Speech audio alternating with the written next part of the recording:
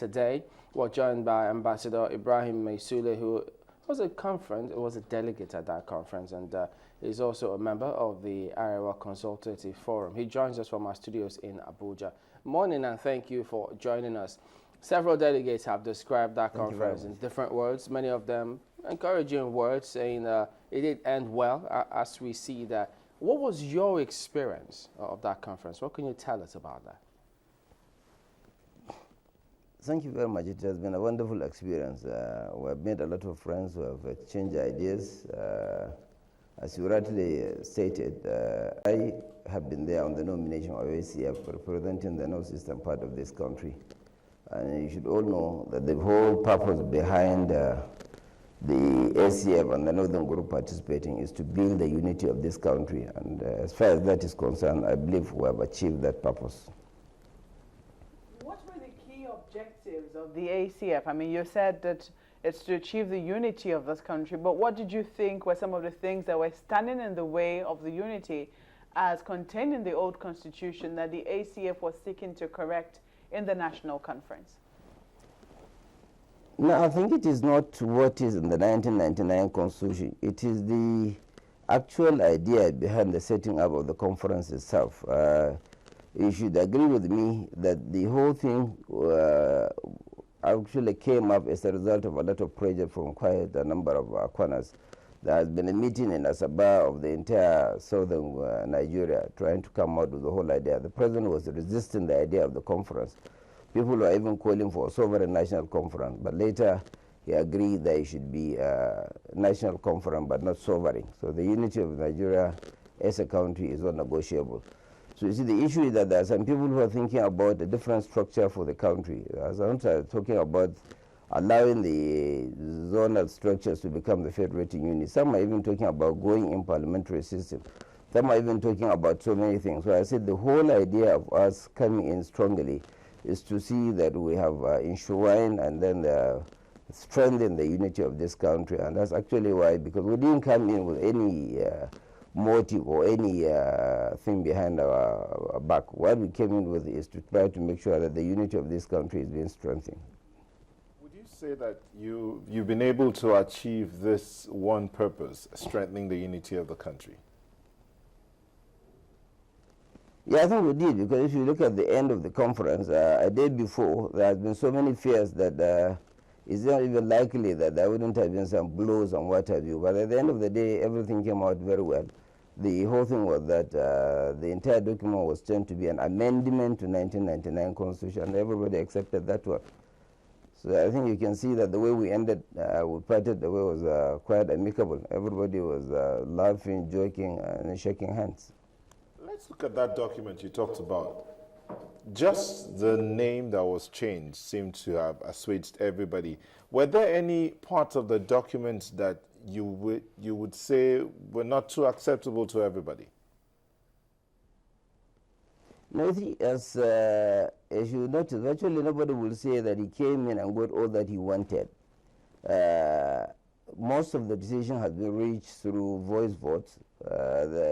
The Northern Group have objected to that, but amicably we have agreed on most of what has been put in place. And you can see that there isn't much change, but there have been some fundamental issues, like the issue of the states that have been added. Personally, I've got some reservations about it, because see, I've always been saying that if you look at the demands of infrastructure in this country, the rail, the ports, the roads, and what have you, you don't need to spend too much money on recurrent expenditure. By the time you create more states, you're actually weakening the strength of your resources for some capital projects. But you see, that has been the will of the people, that states has to be created. And that has been done, actually, to satisfy the yearning of some minority groups in the country. Well, that was one of the areas, because looking online, it would seem that you had also had reservations about some other areas when the talk of money. I mean, we did see that in that particular area, many factions did emerge, so to speak. It tended to divide the conference when the talks of money did come up for mention. What are your views, and how would you say that they eventually were able to resolve the particular matter? Now, you see, the issue of derivation, I think this is what you are coming to, the issue of sharing the money from the oil proceeds. I happen to have the privilege of participating in the 2005 Political Reform Conference also. You see, the basic idea is that when you are living as a federation, and people tend to misconceive the idea, looking at the 1963 constitutions, the regions came in and surrendered some of their sovereignty. But the states we are having now are states that have been created by the fiat of the military administration. There were no states that came on their own and then decided to surrender anything. They never had any sovereignty even from day one. So, but you see, so when you are working on that one, there is the need to make sure that you don't deprive other states of their survival. When you look at what one state is getting, about 30 billion, and a state is getting about 10 billion per month, I believe there is also the need for other states to be encouraged to look for resources outside the oil money. But at the start, you have to give them something that they can survive.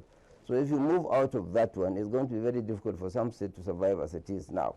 So what actually has been agreed at that time was that, okay, we agreed there is a lot of demand for rebuilding some of the things that happen in the oil producing areas. So it can be moved to 18%, but then you should also give some money for those states that have been devastated as a result of this act of terrorism. And then that was agreed that 5% should go to that one.